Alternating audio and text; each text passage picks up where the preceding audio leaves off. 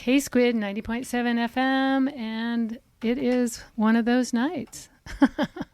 It's been an interesting adventure lately, but we're so happy to have you on board listening tonight. And K-Squid is Talk of the Bay, is local programming, is local issues. Whether you agree or disagree, it's always good to hash them out right here. Boy, did we have a doozy on Tuesday night with Chris Crone and Robert Norris. That was tense. But, kudos to Chris for actually bringing him on and not being afraid to take the heat that was being dished out. It was very interesting. So you ready for an expletive-laden astronomy discussion? No, actually. I have a button for that, but yeah. So that voice is Cosmic Joe Jordan, who just dropped out of the sky on his little spaceship to share with us some of the happenings in astronomy. That's astronomy, not astrology. For your sake, Joe Jordan was at NASA for many years, at SETI. He leads science in nature and physics in nature talks, as well as stargazing parties for the rich and famous and not so rich and not so famous. And he took the time to come down and talk about stuff with us. So let's start out with, well, how are you, Joe? Oh, pretty good. And also, Rachel and I did 2 years of a podcast on another radio station here in town, but it went out to the world, Planet Watch Radio, and we're still getting new subscriptions from every continent, even though we aren't doing it actively anymore. But maybe we should, maybe this will be a little exploration into getting stuff like that going. It was again. A great show. And, it was even more fun was there were some people in the listening audience who didn't believe in climate change, which you don't find so much on this educated audience, but you found there. And the guests were so wonderful. They were calm and explained things really well. And, didn't take any guff from listeners. So it was nice. And thanks for doing that. It was a really fun show. Very positive, because instead of just talking about what was wrong with the world, we had guests who were actually trying to make it better. The good parts, the solutions, or at least sources of hope. Exactly. Hey, I should say as a segue from your last guests, I taught at Cabrillo for many years, taught one of those solutions or potential contributors to solutions, namely renewable energy, solar power. So, they have a great program there, and training people how to be solar technicians is what we need for the future. It's a great place. I want to shout out Cabrillo College overall, even though this was somewhat of a fraught decision for a lot of people. What we really need are new buildings. Hello. Yeah. That was what I forgot to say is those brick buildings, that little earthquake we had, I was in a brick building. I thought, don't really want to be in this brick building during the next big one. So we probably need some reinforcement to those bricks. So you could really feel it. Mm-hmm.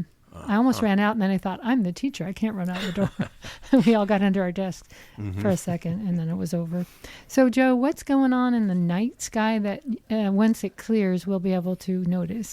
Yeah, as I was driving over here, I actually saw a little hint of clearing in the west, although looking on the satellite image, I'm not getting my hopes up. It looks good for more rain for the next 3 or 4 days.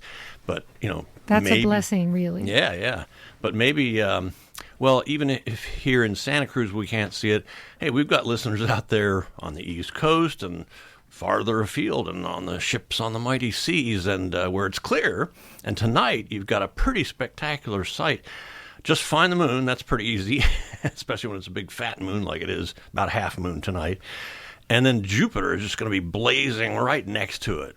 Just right next, the moon's almost going to go in front of Jupiter. Is that a rare sight? No, roughly once every month. The moon goes along the zodiac, as do the planets and the sun. And, it just kind of trips along, visiting one planet after another. In fact, on the night of December 7th, the moon is going to very intensely visit Mars. And you know how they say the cow jumped over the moon? Well, here the moon's going to jump over Mars. It's going to go right in front of Mars. It's going to be a full moon, and it's going to occult Mars. That's the astronomical word for eclipsing. And it's an interesting little thing. I like these language and culture things. Culture, I call them. The word occult, like the mysterious. Turns out that its roots are in the word the hidden. Occlusion. Well, a cult. So the moon occults something, it eclipses it, it hides it. And we think of occult as strange cults and things. Is it an adjective or a noun or a verb? It's a verb it in is your a use. noun and a verb. The moon is going to occult something, but that refers to the occult, Right. the hidden, the strange and mysterious. So that's kind of cool. Anyway, that's happening on December 7th, and we got plenty of time for it to clear up here and many other places out there by then. But I gotta say, talking about Mars, it is just now this is not really a disallowed expletive, but it's hella bright. It's the brightest you're going to see in a quarter of a century. I mean, it'll be this close and bright again in 2033. Well, that's only 11 years. However, it's been another 11 plus years, so it's at its closest and brightest right now in a quarter century. And it's actually opposite the sun exactly on a few days down the road, but its orbit is in the ellipse, and so is our orbit, and it's like mismatched cams in a car engine. And so if you imagine these ellipses kind of going around inside of each other, well, what brings Mars closest to us is approximately when it's opposite the sun, but it's a few days different now. But anyway, so just Mars is something to really enjoy. It's coming up in the east around 8:30, 9 o'clock now, and it's just, you cannot miss it. It's this bright, blazing, yellowish orange thing, and it's nested in this spectacular, my favorite blast of winter constellations. You've got Orion, the one with the 3 stars in a row in his belt, which when he rises, those 3 stars in a row at our latitude are straight up and down. And strangely later, when Orion sets, the 3 stars in a row are left and right, perfectly parallel to the horizon. Isn't it always a harbinger that winter's on the way? Yeah, if you see Orion coming up, winter's already just about here.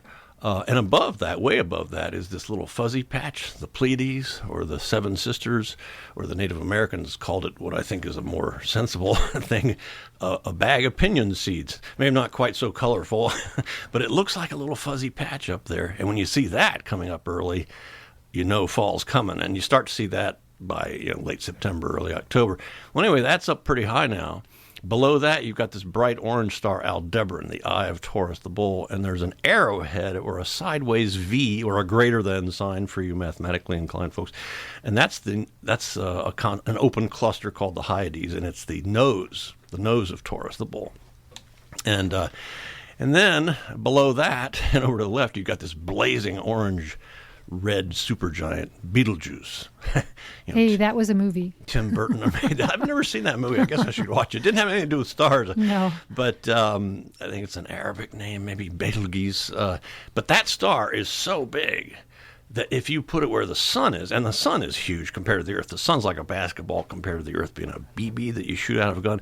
Well, hey, Betelgeuse completely blows all that away. If you put it where the sun is, it would cover the entire sun and all the space out to and including Mercury, Venus, Earth, Mars, the asteroid belt, and Jupiter. Oh, So wow. the whole inner solar system would fit inside Betelgeuse. So you've got orange-red Betelgeuse, Aldebaran, and Mars all in this nice, fairly tight triangle in the sky, and it's just spectacular. It's in there bejeweled with other bright stars and, the belt of Orion.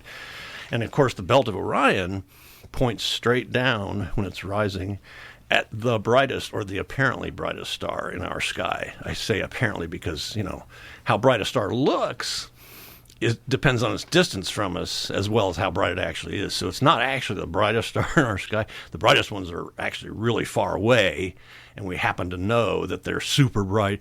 But anyway, the one that looks the brightest, other than the sun, of course, is Sirius. People always say, "Are you serious?" I was It's just the about to say that, but I couldn't get my word in. Beat you to it. It's the dog star. And there's a minor dog star also called Procyon. So Orion has these two hunting dogs, and there's the big dog, Sirius, bright blue blazing diamond in line with the 3 stars in a row in Orion's belt. And then over to the left of that is actually kind of a greenish star. It's not really going to look green, but if you measure with instruments, it's actually kind of greenish, and it's called Procyon. And are all these seeable with your bare naked Oh, eye? yeah. This is all You stuff. don't need a telescope. Don't need no telescope or anything. Just look up. Yeah. Not that many people go out in the winter at night and look up, but if you do, there's some very dark areas of the county in Santa Cruz anyway, and in Big Sur, but Bonnie Doon is one of them. And there was supposed to be a star party with Martin Gaskell, but I think it's canceled. You mean tonight or Saturday night? I think this coming Saturday? Yeah, but I think it's canceled due to rain. Maybe over at the Bonnie Doon Church or something. Yeah, okay. Yeah, those are fun. Amateur astronomers bring out their astronomy gear and let anyone look into them. And of course, these are some pretty fancy homegrown tech stuff that you can look through. But you'll have to look in future opportunities because this one I think got canceled. If you just joined me, I'm talking with Cosmic Joe Jordan about the night sky and what's going on there now. There's a lot of satellites out there too. Any impending meteor showers we might take a bath in? That's I've got like 4 more big topics I want to make sure we cover. And the meteor shower is the biggest one. Okay, well, let's talk about that next. And then do remind me, though, you said satellites, and I meant to check before I came. The space station comes over every now and then. Usually it's like for a week at a time. Every night you can see it. I think we're in a little lull right now, but it might be about to start up again. But the way you can find out is go to heavensabove.com. Heavens dash, like a minus sign or a hyphen, above.com. Then you have to put in your location, figure out how to do that. And then you go to satellites and ISS, International Space Station, and it'll tell you, when it's which part of the horizon, which direction it's coming up from, when it's at its highest, how high up it is, and you can wave. Yeah. and some nights you can see it twice in one night. Wow. Like 90 minutes apart. It takes them only an hour and a half to go all the way around the world. And it's kind of amazing. They have a better view than we do. Yeah, and you see them the second time, and you say, they just went all the way around the whole damn planet. It's fast, 17,000 miles an hour. Yeah, that's 5 miles a second in orbit. Well, that's pretty fast. It probably doesn't feel that fast when you're up there. Nope, it just kind of feels like you're in a bus or a train, or a car, or just sitting right here in the studio. You've never been up there, but you've probably been somewhere like in a jet that was going. I was higher than most people ever go. We worked on a flying observatory at NASA Ames, which goes up to 45,000 feet to get above the water vapor that filters out the invisible infrared radiation from things like stars being born and galaxies across the universe and so on. And that was kind of cool. Inside the plane, it looked like the telescope. You could see the telescope housing, and it looked like it was moving all around and kind of rocking and rolling, but it was actually the plane that was doing that. This telescope was gyroscopically stabilized on an air bearing, so it was dead steady locked onto the celestial object, and the plane was doing the moving. And it had a detector that was cooled down to near absolute zero, and it could detect a match being struck at the distance of the moon. Not that we ever had anybody actually do that. But no smoking that was zone up there. Hey, back to meteors now. Speaking of smoking, the skies are really going to be smoking, and hopefully it'll be clear wherever you are or we are. I mean, heck, this would actually be worth driving a couple hours to go if it's going to be just clouds around here, but clear inland or whatever. The Geminid meteor shower is the best one of the year. I mean, the Perseids in August, everybody knows about that. They appear to fan out from the constellation Perseus. And these appear to fan out from the constellation Gemini, the twins, these 2 bright stars that are over to the left of Orion as they're all rising in the east. And as the night goes on, Gemini gets higher and higher. Finally, by about dawn, 6 a.m., Gemini is almost straight overhead. And most meteor showers are better after midnight and get best towards dawn. The thing I really like about this one is this one's good all night long. I mean, as soon as it gets dark, like right now, if this were December 13th here in Santa Cruz, you could go out and see like 150 meteors an hour. Wow. 1 or 2 or 3 a minute. Now, mind you, there will be some minutes where, and all too often it seems like I go out during those minutes when nothing's happening. Yes, I had a meteor shower party once, and we stayed up till 3, and we saw one. Oh, that's no good. Could not deliver. Well, this one almost never fails to disappoint. And you can see... Wait, never fails to disappoint?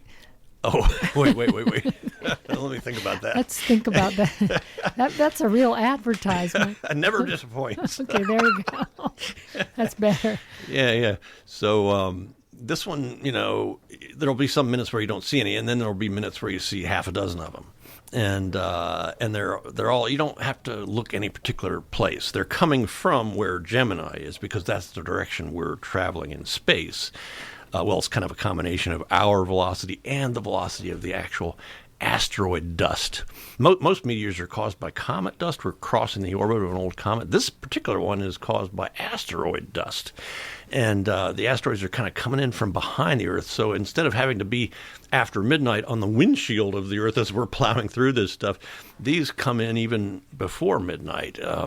So anyway, yeah, that's the peak is going to be on the night of December 13th into the 14th. And actually, if you can stay up late or else get up early, on the 14th, that's probably when the meteor rate will be highest. However, by dawn, the moon will have come up. There will be a fairly significant, waxing gibbous moon. After full moon. So set your alarm for 5. Yeah, or just go out, when convenient. Get off your, video phones and TVs and things, to just go outside. And out here on the West Coast, hey, it's a lot of people don't even know about this or ever do it back east because it's so damn cold at this time of year. Of course, with global warming, it's not so much anymore.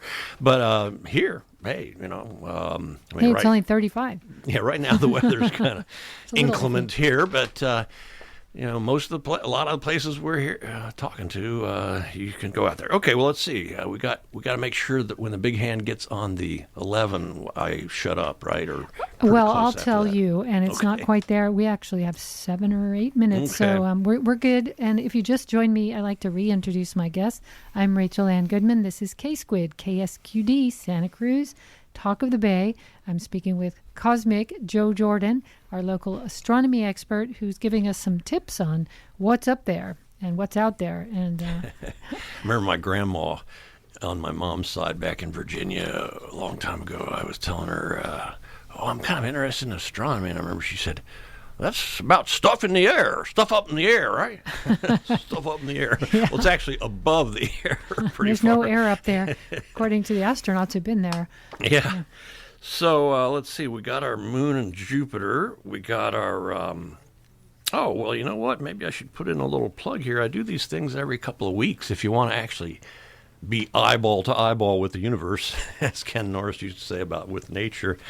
At the Costa Noa Resort, which is up the coast here along Highway 1, kind of near Año Nuevo State Park and the Pigeon Point Lighthouse, pretty much every other Friday now I'm holding forth out in, well, they call it the Seaview Bluffs. I call it the big-ass star field. I take people out in this great, big, beautiful field with a view out across the ocean. And last Friday we watched the crescent moon set into the ocean. Oh, nice. And I got this green laser that looks like it goes all the way out to the stars, and it's great for pointing out constellations and planets and telling true tall tales of the universe. And the next time scheduled, if the weather cooperates, is December 9th. That's next Friday after this coming one. And that one happens to be my birthday, by the way. Oh, I hope they bring you a cake out there. And need to get some clear weather for a birthday present.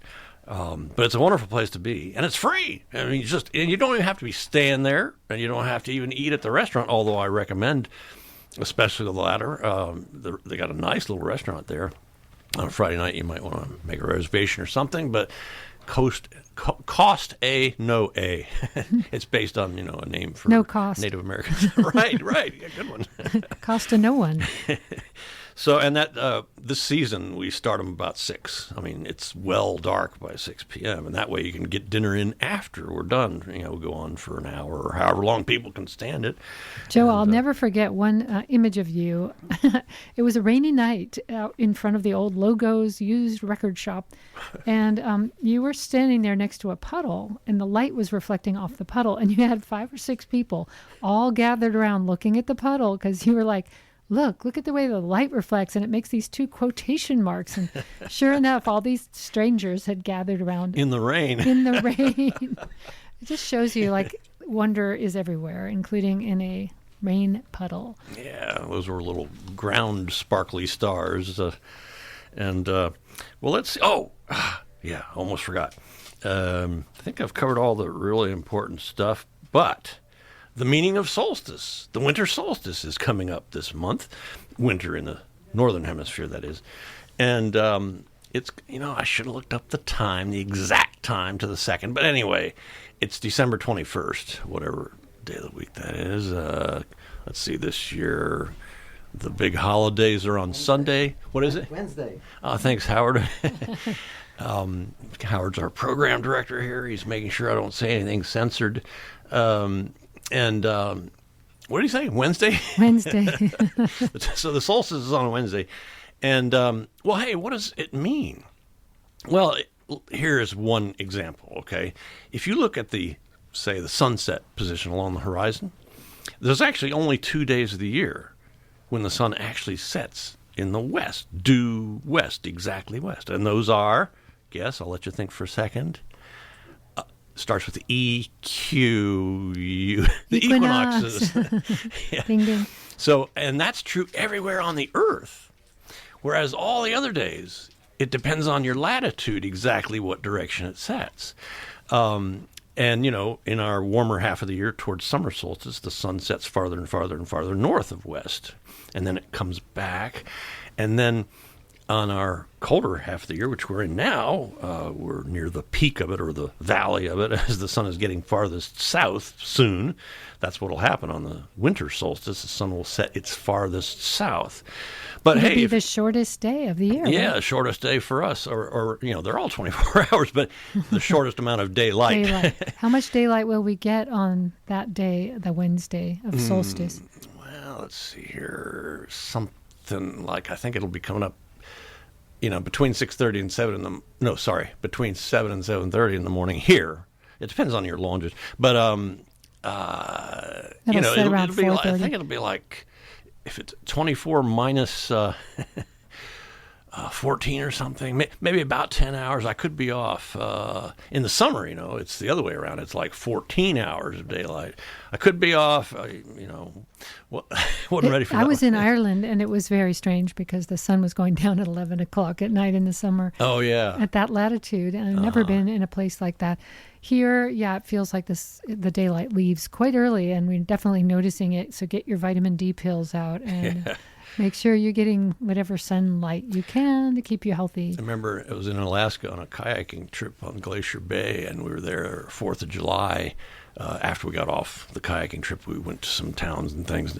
On 4th of July at night, you could hear the fireworks, but you couldn't see them because it was light. It was broad daylight all night long, or almost all night long.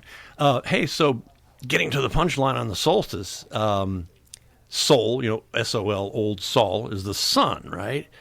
And, well, if the sun is marching farther and farther south of west on the horizon every night, if it's going to reach a maximum farthest south, which it does on the 21st, well, then it has to turn around and start marching back, right?